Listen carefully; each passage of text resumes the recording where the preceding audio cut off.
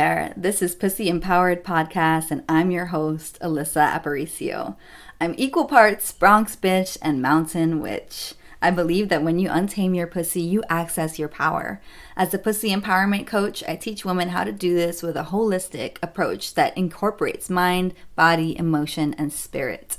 As a sacred erotic creatrix, I surrender to new heights of embodied, expressed art and performance myself.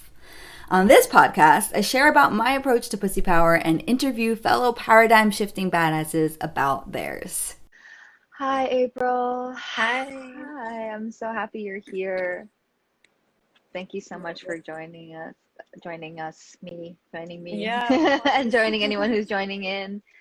I'm so happy that you're here. This is the first time I'm doing, well, I've been hosting a podcast, but this is the first time that I'm hosting or talking with anyone that I haven't had a conversation with before. But I feel like I know you based on your words and what you've been sharing recently. Yeah, same, definitely. So I'm grateful that you're here. I just want to start this whole conversation before I introduce you properly by saying that I want to talk a little bit about the title of this series. So demystifying stripping, what does that mean? Like for me, I feel like why it's important to talk about this, especially right now with all of the kind of that has come to the surface recently, is also about humanizing us, humanizing strippers, like getting to hear their own stories from their own mouths versus like some othering force saying what a stripper is. And so that's why I want to talk about demystifying stripping. And then decolonizing sexual empowerment is really like giving other voices to the conversation other than the ones that have been on top for a long time and are the most seen, and it's like, so decolonizing means a lot of different things, but we all have to be a part of the conversation in dismantling that. So just wanted to start there. And now let me introduce April because she is awesome. April is a pole dancer, a lyra aerialist. Did I say lyra right, or is it lyra? Lyra. Okay, lyra aerialist, my bad. Stripper and activist. And we crossed paths because we both were interviewed for Buzzfeed. And we didn't know each other prior to that, but we were both interviewed for Buzzfeed about our reactions to the movie Strip Down, Rise Up. And that's what kind of got us in conversation. Is there anything else, April, that you want to introduce about yourself that I missed? Not really. I feel like that kind of encapsulates, I'm pretty simple. Well, like, I mean, we're all complex humans, but you know what I mean. I know what you mean. But actually, I had seen your videos of you talking about the documentary before and after it came out. And so when I was actually being interviewed for the Buzzfeed article, they asked me if there was anyone who, like if I knew about anyone who had been part of the movie or anything, because I had mentioned people who I had heard of and stuff like that, kind of mentioning you. And so I gave her your name, so. See, I didn't know how that all came together, actually, so thank you for sharing that. Thank you for thinking of me for that. And I would like to, well, first, how are you today? I'm how good. are I need you? to close my window. Hold up. Okay, good, cool. Yes, take care of your space. They're like doing yard work right now, of course. Well, I can't hear it, just so you know, but that's good. Take care of your space. It's distracting to me. Yeah. What did you say before? I'm sorry. I just asked you, how are you? Like, oh, I'm good. As a person beyond all this, how are you doing today? I'm good. I'm really tired. I had an early morning. Well, for myself, I'm not really a morning person. I had a pole rental today, which was fun. Got to pull outdoors, which I think was very good for my mental health, well-being. Yeah, that's one nice thing about pole dancing is that you can pole dance outside in some places and no one cares. People will just walk by and like, oh, it's so cool, and give you compliments and stuff. So that is one nice thing about nowadays, is that it's not like crazy wild. Oh, you're setting up an outdoor pole in the Right. park with children? That's progress. And you're in the Bay Mhm. Area, right? Yeah, I Yeah. am. It's also a more welcoming space to Yeah, maybe that definitely. kind of thing. Yeah. Um, so thank you for sharing that. Thank you for being here again just to ground us. I would like to just start with talking about your thoughts on the Buzzfeed article. Since we've done a lot of talking about the movie, and I don't really want to center this conversation on that. It's like, what's next, you know? Hmm. But also, how did you feel about the BuzzFeed article and the way that it was presented and everything like that? Um, I I liked it. Um, of course, it was like interesting to see um, the filmmaker kind of doing that kind of backtracking, like, oh, well, this isn't a movie about the pole community. This is a movie about one aspect. When it's interesting because, like, when you watch the trailer, they're like, this is the pole world. They say that in the trailer. So it's kind of Right. interesting how they're just like, well, it was never meant to be about all of pole dance. And so it was just, I found it very interesting. I wasn't surprised that that Mm-hmm. is how they were acting to the reactions that were being um, shown. Um, Totally. Another thing I thought was very interesting was that Amy Bond talks in the interview. I think she spoke in the interview, either that or Mm-hmm. they were quoting her, but about like how the pole community needs to do better and everything. And I found that interesting when she was the one who said one of the most offensive lines to me in the documentary, talking about Mm-hmm. how she wants to live in a world where she can say she's a pole dancer and people won't assume she's a stripper. Um, so I thought that was kind of Right. interesting. I don't know if she's ever addressed that comment that she made, but it seems like she's very much trying to be uh, perceived as a very pro stripper, pro sex work person. I mean, I know she was a sex worker. She was in the adult film industry for like 6 months.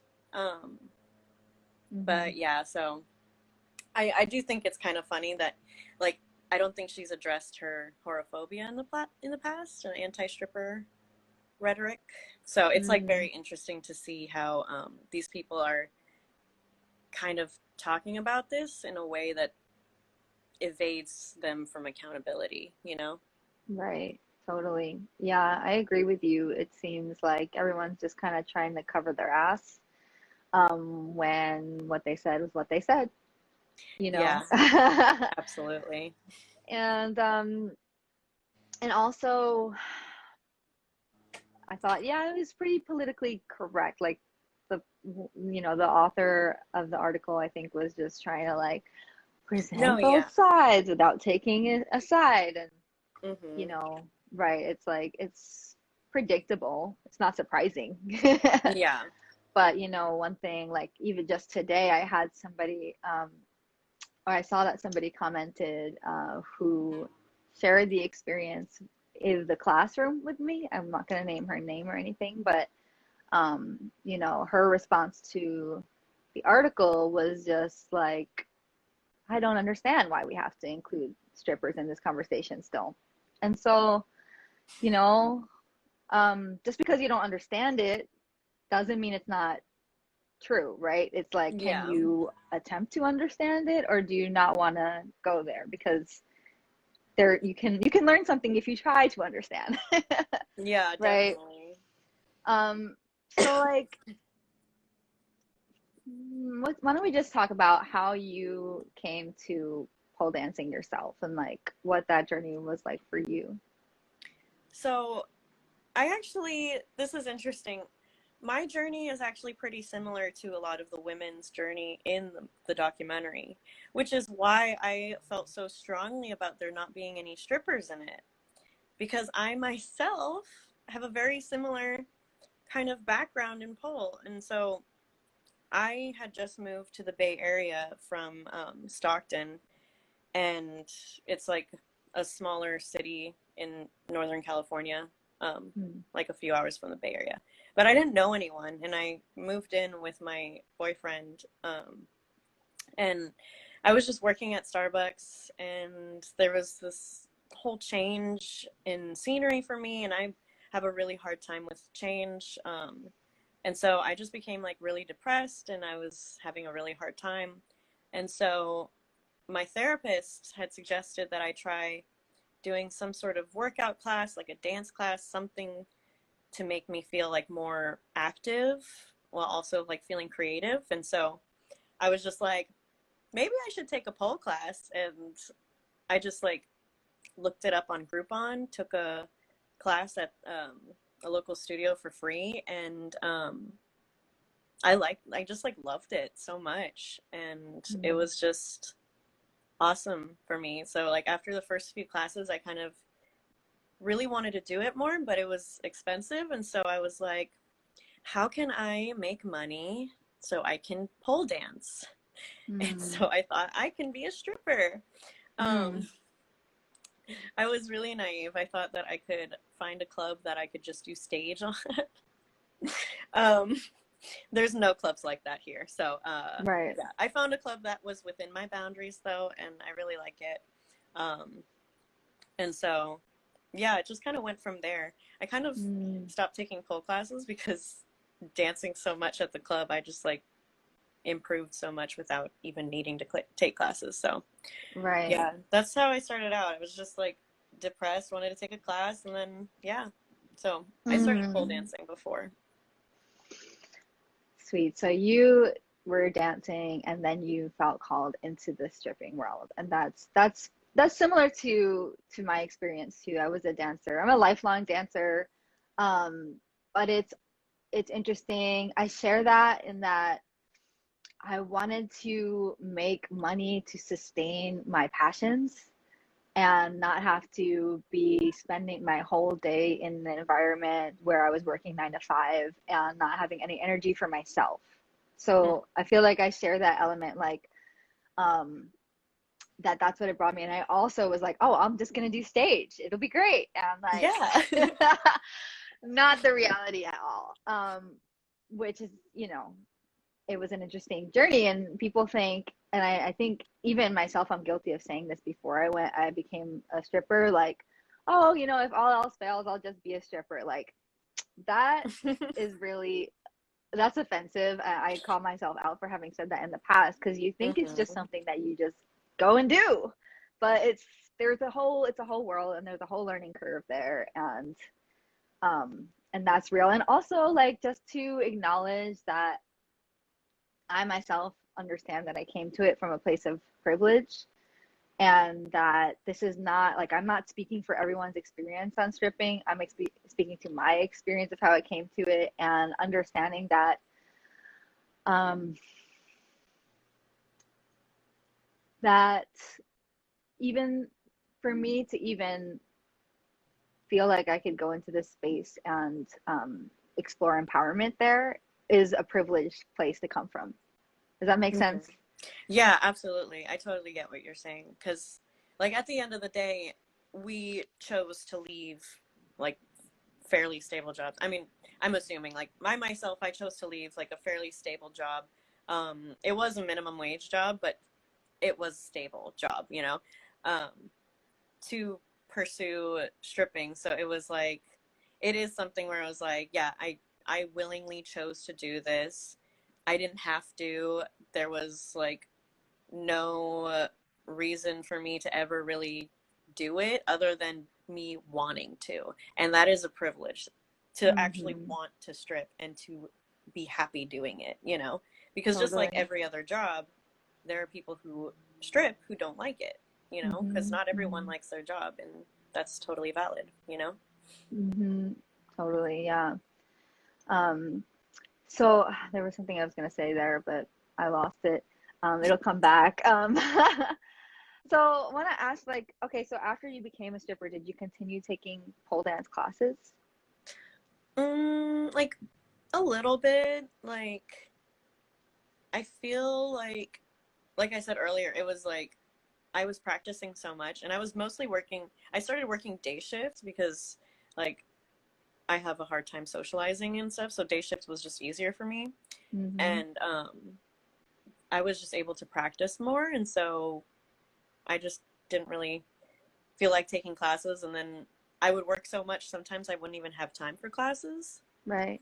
Yeah. But yeah, I would like try and take a class like once a month to try and keep up with it, because like I was like, okay, well, I want to be a pole instructor, so I need to be improving. I need to be actually making sure I know technique and stuff like that. And so I like try to keep up then. But right now I don't take any pole classes, mostly because I can't really afford it. But luckily, since I'm an instructor now, the studio I work at offers me free classes. I just haven't gotten around to it since the studio closed. But yeah, your videos are gorgeous, by the way. If anybody hasn't watched thank you. April's videos, they're really beautiful and inspiring, because I honestly, like, I don't know many pole tricks. Like, I'm not a pole dancer. I dance around the pole, but I don't know how to get up on it for real. Like, I'm very much a grounded dancer. Like, I haven't figured out how to get up there yet. But so but I was just asking also because I was curious if the pole community in the dancing space, like, did you receive, was there any kind of reception from others who were doing it as pole fitness, or what was that experience like? Yeah, it was weird. So I started at I just started at like a local studio, and it was really nice. Like when I first came in, the studio mentioned strippers in my first class, the beginners class, and they kind of it was funny because they were just like, oh, as a pole dancer, you're gonna want to pick an alter ego for yourself, a stage name, you know, like kind of doing the whole like stripper thing, but for pole dancers, and catering it to like housewives, obviously.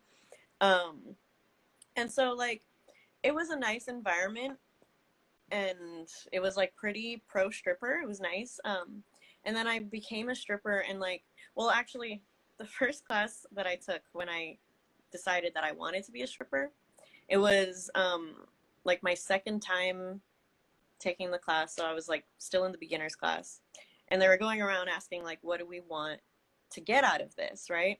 And I said, I want to audition at a strip club. And there were two like housewives who were with their teenage daughters, and they gave me like a dirty look and then like kind of whispered to each other. And it was just hilarious to me that these like grown women are taking their teenage daughters to a pole dancing class, and they're like offended or appalled that someone would want to be a stripper in the class. So like I thought it was like really funny. And like I'm like the kind of person where it's like, if something like happens like that, I'm just like, oh, that's funny, but it's really not funny because it's like, it's not okay to like act like that. It is like discriminatory behavior that I just don't know like how else to process it, I guess. Yeah. But I feel like that was, I guess, like the most anti-stripper stuff that I have dealt with kind of in the Bay Area. Other than that, I feel like I've mostly been fetishized here a little bit. The studio I'm at right now is amazing. I love it. Everyone who works there and the studio owner are all like really awesome people, and they're like open to learning and to being educated and stuff. And they ask me questions, and like they're always, you know, wanting to be like the best allies they can be and stuff. And so like that's like really nice. But the first studio that I ever went to like as a student, I taught a workshop. It was a lap dance workshop, and I showed up. I wasn't wearing makeup because I didn't really like to wear makeup when I wasn't working, because I was just too tired, and it was just like, what's the point? I'm not gonna put makeup on to teach other women. And so I was wearing like comfy clothes and like my outfit underneath, And the owner of the studio came up to me and was just like, "Is that what you're wearing for class?" And I'm like, "Oh, I have my outfit underneath, but it's like comfy." And she was like, "Oh, okay. You have your heels though, right?" And I'm just like, "Yeah," which I was annoyed by because I don't do dances in heels because like here we're allowed to take our heels off. And so I had never given a lap dance or a private dance in heels, but I was being expected to teach lap dance in heels. So that was weird, but I was like, okay, whatever, I'll do that. And then she looked at me again and she was just like, "Do you have any makeup?" And I'm just like, "No." She's like, "Can you put lip balm or something? Chapstick, lip gloss?" And I was just like, okay. And so it was just kind of weird because I felt like she wanted me to look like a stripper, basically. And so, like, that was just, like, really uncomfortable for me because, well, first of all, not all strippers even wear makeup. Like, I have a bunch of coworkers that I know who have worked multiple times without wearing makeup and while wearing, like, basically, like, a t-shirt and cute panties, you know? And so it's, like, the fact that she wanted me to get, like, all glammed up and look like this, like, Vegas showgirl stripper, it was, like, okay, but that's, like, I'm coming here to teach the class as, like, myself, not as my stripper self. I don't know, because, like, for me personally, when I teach, I like to be myself. I don't really like to put on my sex worker or stripper persona because, first of all, it's exhausting. And second of all, like, I am neurodivergent, so it is already exhausting for me to mask already. So to have, like, 2 masks on top of that is just, like, a lot for me. So it was just, like, really just, like, offensive. But yeah, I feel, it's weird to say, but I feel kind of lucky enough that that's the only kind of bullshit I've had to deal with here. Totally, yeah. Other than that, it's just, like, kind of been, like, I've just felt, you know, vibes. Like, sometimes I'll get a vibe from someone that they might not be very pro stripper. And then I'll hear stories about, oh, how they used to use hashtag not a stripper and shit like that. So it's weird, you know, because I haven't really experienced too much, but then I like put my feelers out and then I'm like, ooh, there's something there that I don't like, you know? Right. Wow. Well, there's so much that you just shared. Thank you for sharing all of that. Firstly, um, it is interesting, huh? Like, obviously, the experiences that you had, as you said, that you mostly laugh them off, but these are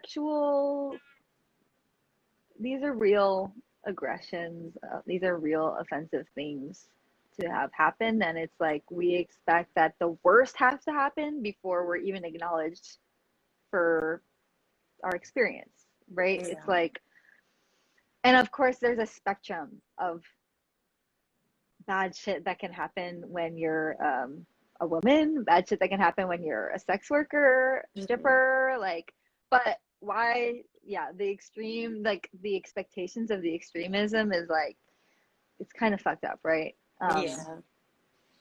And like, I feel you, yeah. So it's like, we understand that it's privileged for these are the minimum things that happen, but they're also, they have an impact. And like, we all contribute to whether that's okay or not okay. And I think that that's exactly at the core of like why it's so important for classes around pole dance or pole fitness or, you know, erotic dance, if it's using aesthetics of stripping to acknowledge, because here's what happens when you don't acknowledge at all. You are teaching others it's okay to go into the world and not acknowledge it in their everyday, right? And then they internalize the shame that they're feeling and they just point it towards other people, right? Which is what this movie did so well. It's like, trying to pull it away from the roots. And Yeah. that means, you know, and like I said before, you don't have to talk about stripping if you're talking about sensuality or eroticism. Like, stripping doesn't have to be part of the conversation per se, but since you use the aesthetic of stripping and you don't talk about stripping, then that's appropriation. Yeah, Right? exactly it. Yeah. So I think that's, yeah, like the story that you shared about the mother and the daughters, it just makes me really sad because those daughters are probably going to be confused, right? The teenage daughter is like, okay, so it's okay to be empowering, but it's not okay to make money off of it, but it's okay to pay for it, but it's not okay to be that out in the real world. If I do it, I'm a rebel again, like I'm being bad and I'm, going against what my mother wants me to do. If I don't do it, then I'm going against myself. It's like a whole mind fuck that Yeah. is being perpetuated in that moment and Mm-hmm. moments like it. So, Yeah. so fuck that. That's why we're here talking about this, right? Because I know that Mm-hmm. a lot of people, I know that a lot of people, like on my platform, I've shared spaces with in other dance classes that weren't necessarily stripper centric, but sometimes did draw on stripping, or I've held space where we haven't necessarily like divulged into all the way underneath the surface like we're doing now. So that's why we're having this conversation, right? Mm-hmm. Exactly. And so, okay, then to take that to the next level, like in your everyday life, you shared with recently that you're shadow banned currently, and I noticed Mm-hmm. that when I go to type in, so a lot of people don't really understand what shadow banning does. Like when I go to type in your name, I have to type in your entire name before you pop up, and I'm sure like there are other things that how did you know that you're shadow banned? So I wasn't 100% sure at first, but it was mostly because like I have like 2,000 followers and like my videos would get like 50 views, like 100 views, Mm-hmm. and I thought that was like pretty weird. But you actually, like, the thing that really tipped me off was the fact that um, once I got my backup account, my main account basically disappeared. So Mm-hmm. anytime people would tag me in things, they would tag my backup account because that Yeah. was what would come up. And so I never really noticed that I was shadow banned until then, because like people really had no problem tagging me. But now that I have a backup account, that comes up right away and people Mm. don't tag me anymore. And so like I think I was probably shadow banned before, but because I have a backup, that one's new and it's just a fresh slate. And so like that was really how I Mm. found out that I was like pretty shadow banned. Just the fact that Mm. you have to type out my full name and everything.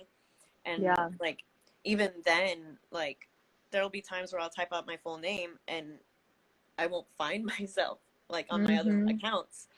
And I'll have to like go back and like look at a tag or something and then click there, and that's how I can find myself. So it's like even then, like they don't let your page pop up. And it's weird because I changed my gender to male on Me too. Instagram Yeah. like last year, like in 2019, like quite a while ago. And so I'm just like, I'm surprised that I'm even shadow banned. So I mean, goes to show that men can be shadow banned too. um but it's pretty wild. Just like Mm. I think because, yeah, I don't know, maybe because during the pandemic I have spent more time advertising like OnlyFans and stuff Mm. like that.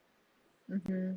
And so it's like I think those are the things that got me targeted by Right. the Instagram police or whatever. Yeah. It's extremely frustrating. And Yeah. I'm sorry you're shadow banned, and like, but and also we could think of that as like, oh, it's just social media, right? Or we could think of that as like what it really is. It's the attempt at erasure, like the Mm-hmm. attempt at silencing. Yeah. And if we're thinking about this platform as a space that we're all arriving at equally, like we're not. We're not Yeah. being allowed to be seen to the same extent that anybody else is, right? Mm-hmm. It's like a real life reality of what is happening um, culturally at this moment, what is happening around internet oppression. Um, Due to like FOSTA and SESTA has a big part of it, right? That and if you don't know about that bill that was passed, it's about um, well, it was designed to, and I don't know, I like all I know is okay, I know that it was made to ban to remove sex work from the internet. What Mm-hmm. it really did was push it more under the surface and so that it can't be seen out in the open, but still happening on the internet, right? It's like not going to be erased from the internet. And instead of the priority being focused on that, what it has done is since it's very confusingly worded, like vaguely worded, and Yeah. also since it's yeah, I guess, and since the line around consent isn't clarified, it's like consent is not relevant to the bill. So then you group in people who are being sex trafficked with people who are choosing to show their body in a legal way, by the way, because in all 50 states stripping is legal. Yeah. It just clumps them into the same pile, which is fucked Mm-hmm. up. So that's part of why the shadow banning is happening, and it's also why it's really frustrating that, and you said this in the article, like why it's really frustrating that Netflix can put out this show and it's like, yay, pole dancing, but it doesn't actually acknowledge the women who are doing it, who are currently, being erased. Yeah, absolutely. I think it's very interesting. Like, and to touch on that even more, I have a TikTok, and my first TikTok got permanently deleted. Same. We have so Yeah, much similar. that happened because a video I posted of me at the club falling, me almost falling off the pole. I posted a funny video of me almost falling off the pole, and it went viral. A bunch of incels and little kids found me and started reporting me, and yeah, I just got deleted. And now my current TikTok, I have like a bunch of pole videos under review, and I'm like very clothed. So, like, I'm wearing pole shorts that are bigger than most bikini bottoms that women wear at the beach. So it's like ridiculous that it's Right. being flagged for like adult content and nudity.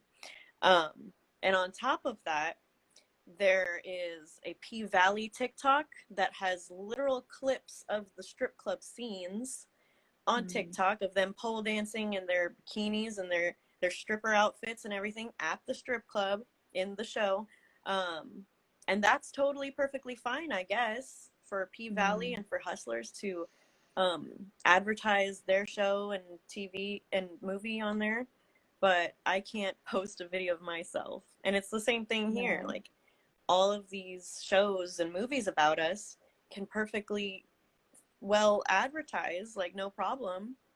But the moment I post a video of myself at the strip club, it's inappropriate. But meanwhile, you have a video of J-Lo pretending to be a stripper at the strip club, and it's fine. Like, it makes sense.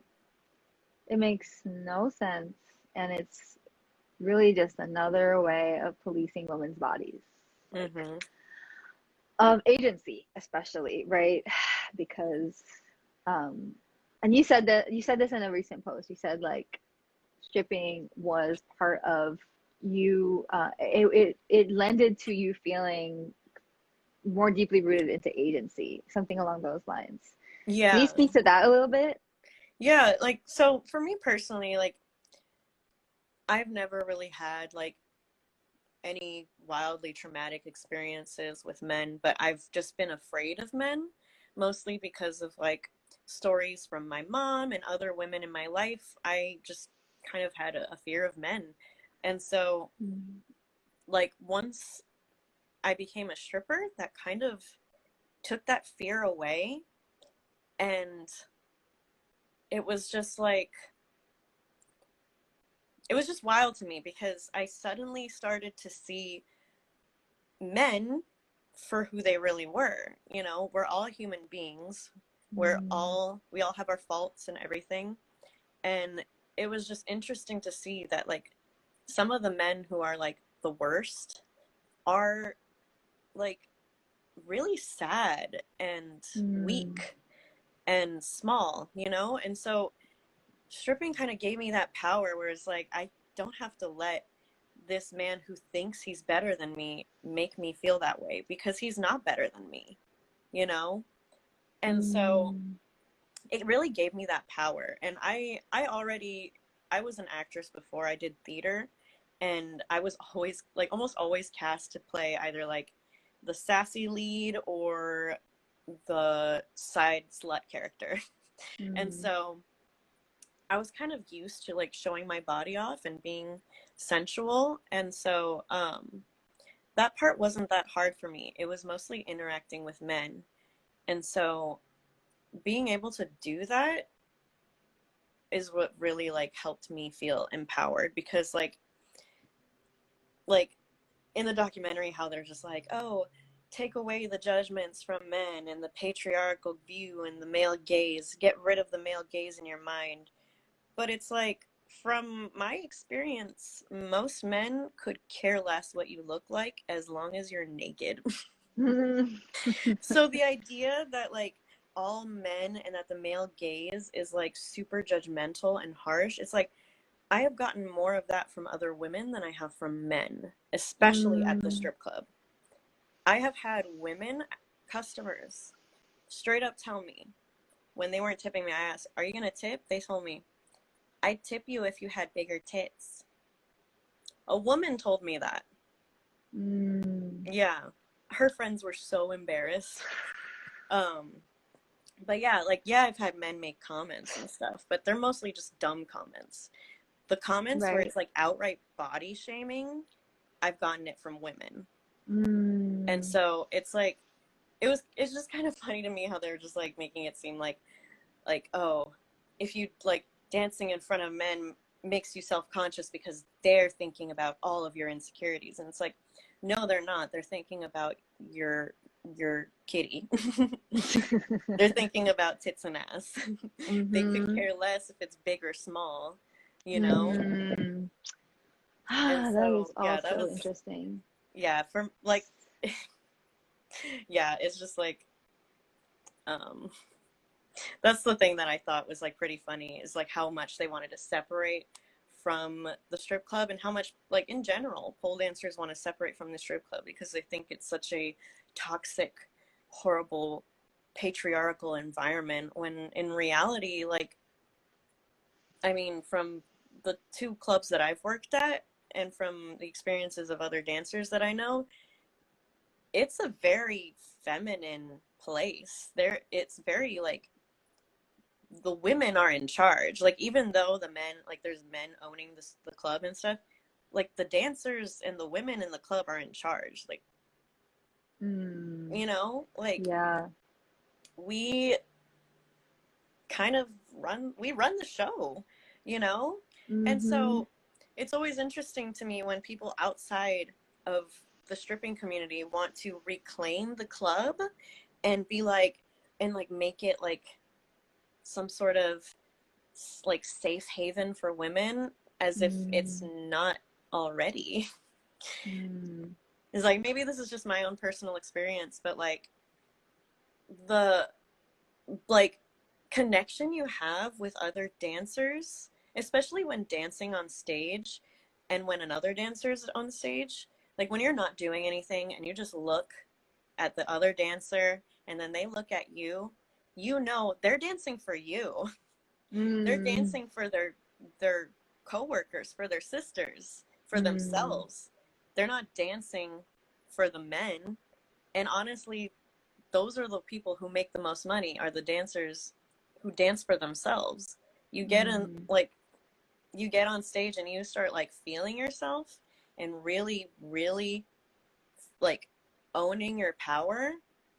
That is when you make the most money. It doesn't matter like if you're doing everything that that the guys want. If you're doing everything that the guys like, with like no passion, no confidence, you're gonna get your obligatory tip, you know? But if you are confidently owning yourself on stage, like, that's when you actually make money. And so it's just interesting how they're like painting it as like the strip club is like all for men and it's all about the male gaze and the patriarchy, and it's just like, I have not gotten that. That is not my experience. Oh my gosh, so interesting. Thank you for speaking to this. I have also noticed that the women in strip clubs have been some of the most, like, they have the most internalized misogyny in a strange way. Like they feel really comfortable saying fucked up shit, and they feel really comfortable smacking your ass. Things like actual, like, that men will mostly not do, or they wouldn't, like, so I've had my guard up more around women customers than around, I mean, I have my guard up at all times, Yeah, you know, I get what protecting you're myself, saying. but it has been more of a, I do feel more of a need to already just like understand that I might be attacked by a woman versus a man. And then to speak to the male gaze thing, it's like what you said is so interesting, because it's like having the confidence and ownership in yourself to perform is not exactly giving the power to the male gaze. But in the film, a lot of the power was centered around the male gaze, because they talked about weight loss, and they talked about makeover, and they talked about you know, having those three random men in the club to heal some sort of like everybody, you know, everybody who before had hurt you or something. Like, that was really strange. But in an actual strip club, like, the male gaze isn't centered in the same way. Like, you're right, we have security. We feel in our power to say when something has crossed our boundary, and the for the most part the security steps in, or like they take our words for it versus the men, you know, they're on our side.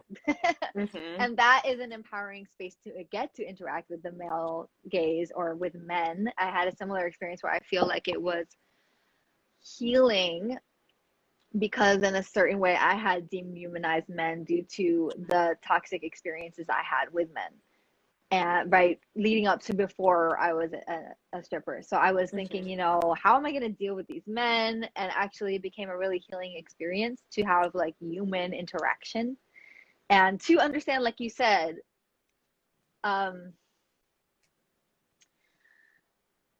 it's like at the end of the day, they're humans, which sounds strange, but like for a long time I wasn't relating to men in that way. But I do think like it takes a certain level. I do like to occasionally hold spaces where men are not involved, because I do think there's a certain level of healing with self, connection to like your own self, feeling how you're doing it from within versus giving the power to the validation, and like going on the stage and saying I'm only worthy if this person, yeah, like if you go on the stage and you say I'm only worthy if these people are tipping me, like you're not going to get any money. Yeah. You have to be in your confidence, in your power, because it's very transparent, it's very visible when you're not. So yeah, that's my thoughts on that. Yeah, absolutely, definitely. Yeah. Touching back on that, like when in the documentary when they brought the three men in the studio to do that like healing thing and stuff, I just thought that was so hypocritical, because the way that they talked about strip clubs as being like a dark, dingy, like the other side of pole, and then they use basically what we do in the club, they used it for their own healing.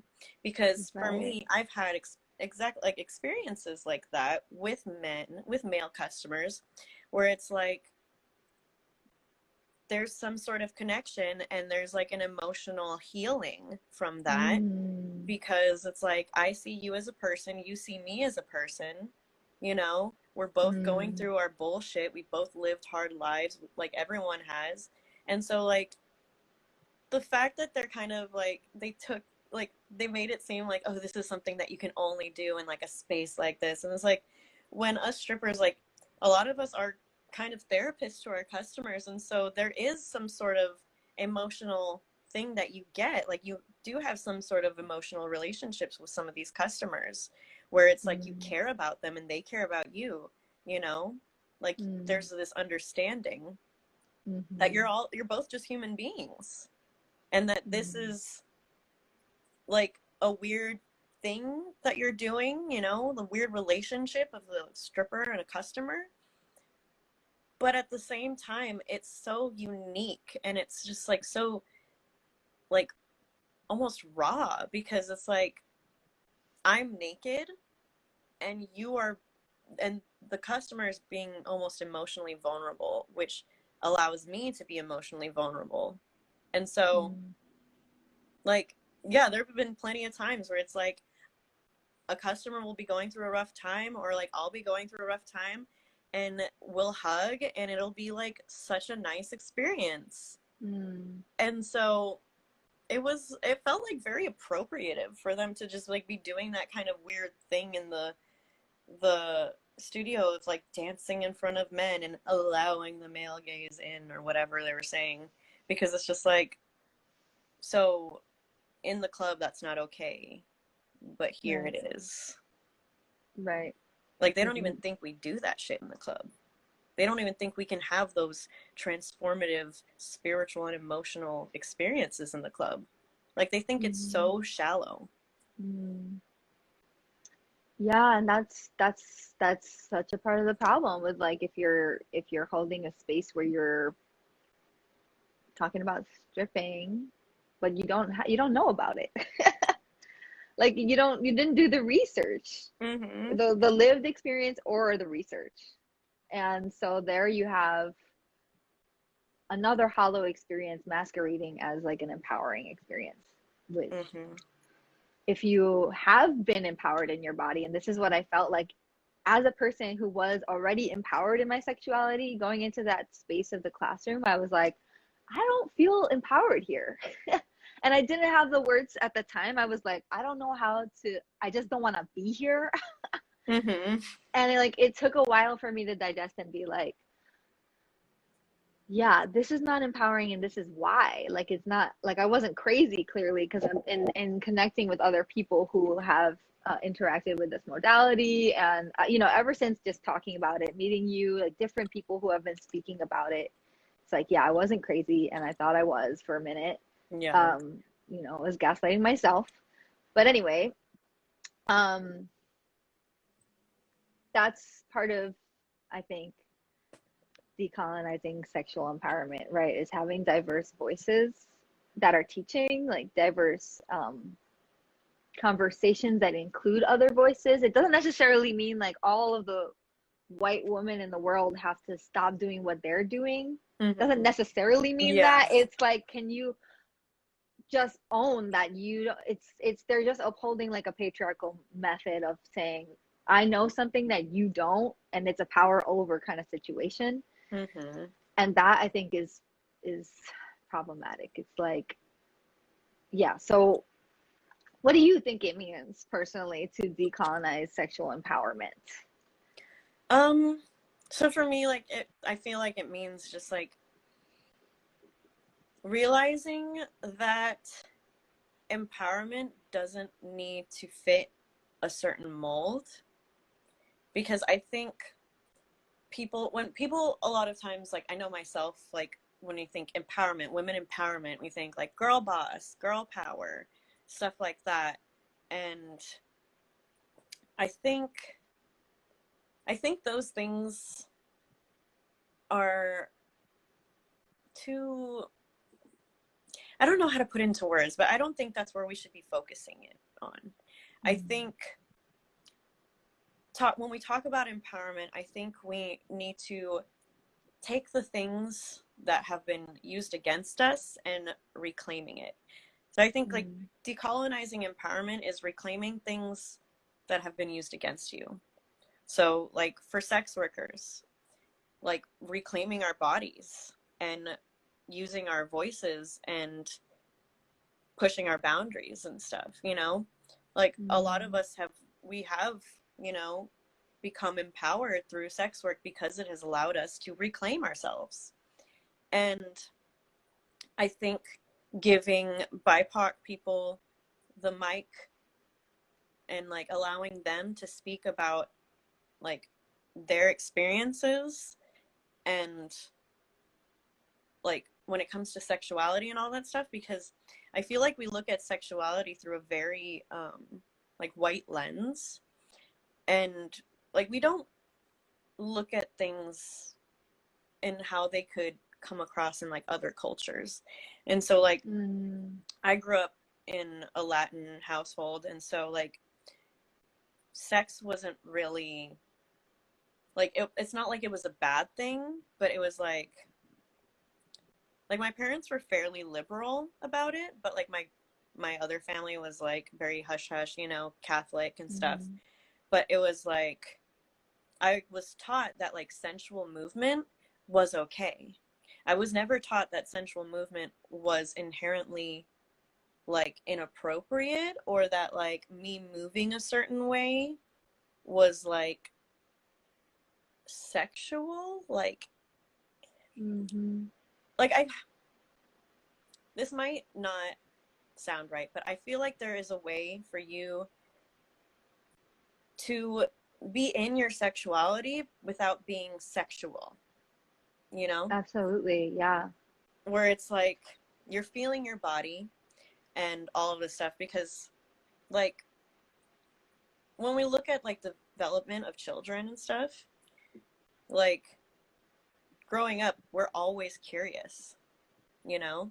And there is curiosities towards like sexuality and certain things. And so like when you were little, like you watch your favorite pop star on TV and you see her dancing in a very sexual way, and you're curious because you want to dance like that, and it's not sexual to you, but it's exciting, and it's something that you want to tap into. And even though like, you know, you're a child, I don't think like it's not sexual, because it's like you're tapping into your sexuality but not in a sexual way, you know, like how Right, it's nature. exactly It's nature, like right? how if you're queer, you grow up thinking that you're queer, you're not thinking about sex, you're thinking about your sexuality. And so like it's a very like weird thing where it's like sex and sexuality are different, you know? And so Totally.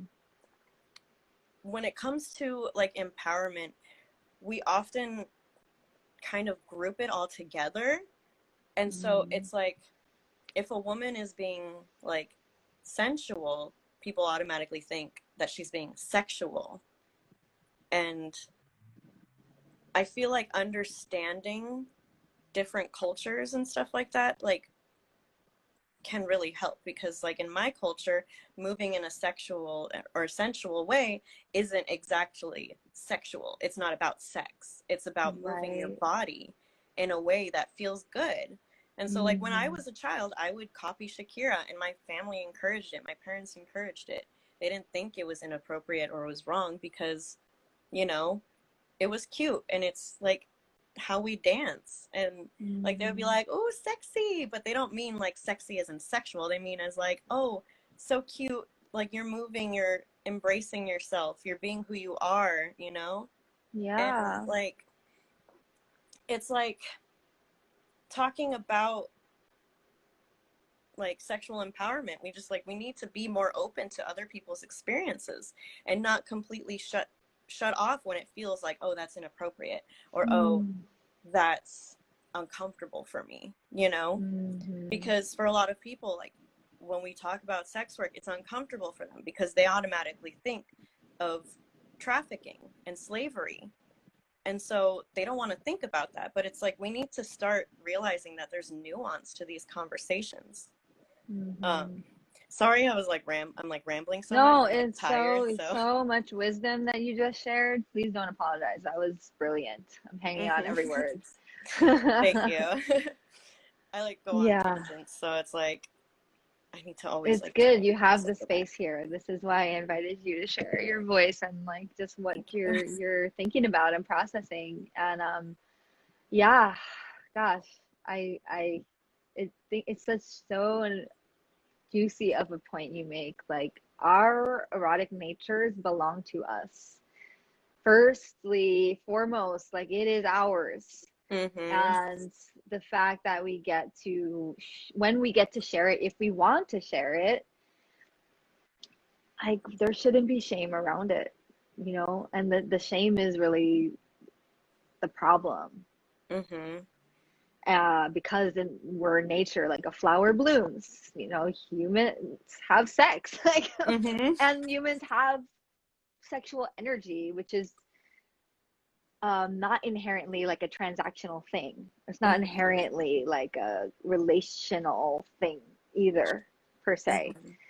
So, yeah, thank you for sharing that. I think that you're right. When we bring in more awareness of how other cultures, how other races, like how like class and how gender plays into how we think, how we perceive about it, like we need to create that awareness in the conversation. It can't be an afterthought that you write when you're covering your ass in the article. Like it has to be Mm-hmm. the first day of class. It has to Yep. be woven into the fabric. That way we are fully informed, responsible beings, and we're understanding where our and this is why I always talk about herstory. Like in my offerings, I talk about like we need to understand where we are in the context of our own lives and in the greater context. Because otherwise, if it's just empowering for you personally, but it's ignoring the collective, is it necessarily moving us forward? I don't think so, you know? Mm-hmm. Um, and yeah, and I think that's been kind of a missing point in the conversation, in the greater overarching Yeah. conversation. Um, So I feel like we covered a lot of ground. Is there anything else that you feel like you want to speak to, or is there anything that you're promoting right now? How can we support you? Um, so I feel like I said a lot of things. So, um, if I say more things, I won't stop. I don't. I think I might have just said like everything I need to say. Like my brain actually might feels a little empty now. Solid, um, solid. but yeah, I've got a virtual show coming up um, next Saturday. This Saturday, the 26th, at 6 p.m. It's called Forbidden Circus. And it is the Snow Moon show, so it's going to be Ooh. exciting. Um, I'm performing and a bunch of other amazing, I think it's all like strippers and sex workers, all, in the sex industry. So I'm excited. It's going to be fun. Um, yeah, and I mostly just like post content all the time, like on here on my Instagram. Um, I am on TikTok at April Haze 1144. Um, and then I'm on Twitter, which is April Haze 14, and OnlyFans, which is also April Haze 14. So everything is April Haze 14 except for TikTok because I got banned the first time. Right. um, Got it. but yeah, Yeah, so that's what I got going on. Um, yeah, that is thank all you. awesome. Thank you for sharing that. Definitely check out April Hayes's performances. You move so beautifully, and Thank so you. please do support April and support other dancers who have like transitioned their life to online. You know, strippers and sex workers who've moved their work online. Do support them when you see that, um, and yeah, thank you for tuning into this conversation.